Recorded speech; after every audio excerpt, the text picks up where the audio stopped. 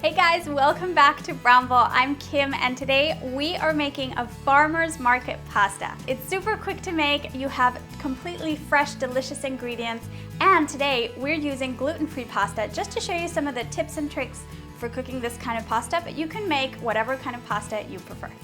First, we are going to finely dice 1 onion, 1 rib of celery, and 1 carrot.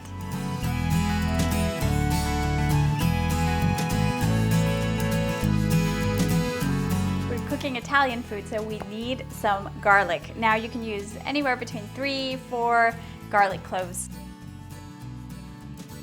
Next, we're going to chop our tomatoes. I'm using 6 ripe vine tomatoes for this recipe.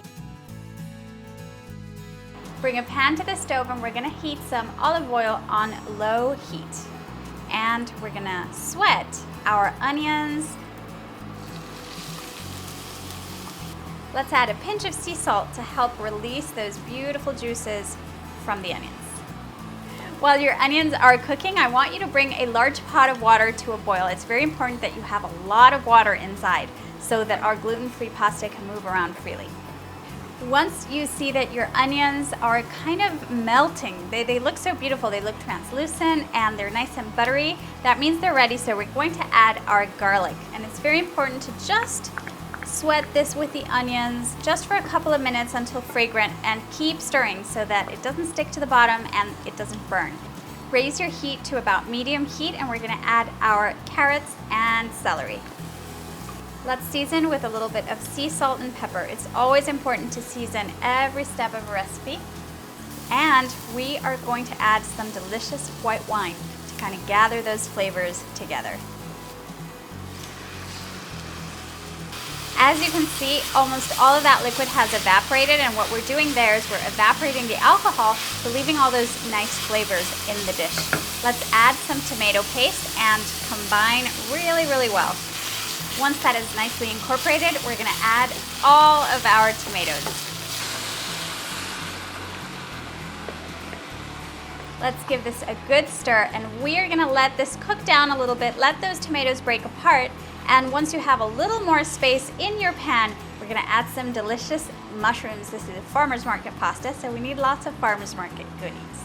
Let's cook our pasta. So here are some basics on the differences between cooking normal pasta and gluten-free pasta. Gluten-free pasta has some kind of different characteristics that requires some different techniques. So the first one is a large pot of water with a lot of water, and very important to add salt. This is important for normal pasta too, but especially for gluten-free pasta. Today I am using, this is a quinoa and rice pasta, which I love, and I'm just gonna pop it in boiling water, or salted boiling water. And here's what's really important. Gluten-free pasta can usually have a lot of extra starches added into them just to make the pasta stick together. So it's very important that you stir constantly when that pasta is in the water, especially the first few minutes, so that it doesn't stick. This is kind of key. And another difference here between this and regular pasta is that once it's done, you need to rinse it with a little bit of hot water when you're draining it. That way we will kind of remove some of that additional extra starch. We're gonna add our mushrooms. I have about 2 cups of mushrooms here. Once your mushrooms are getting softer and are kind of getting all those beautiful flavors of the sauce, we're gonna add lots of chopped fresh parsley. Leave a little bit just for topping your dish and decorating. We're also going to season with some sea salt and pepper.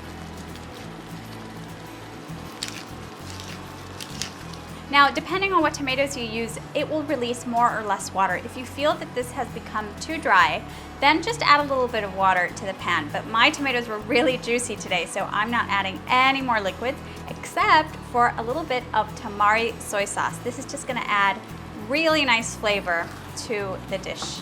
We are going to remove this from the heat, and I am going to add some fresh basil. It's really important that you tear basil with your fingers. Doing it with your knife might kind of bruise it a little bit too much, so we want that vibrant green. Check on your pasta, and once it's done, remember to drain it and rinse it, and we can assemble our dish. Let's top our pasta with some beautiful fresh herbs. I have some of that beautiful parsley here.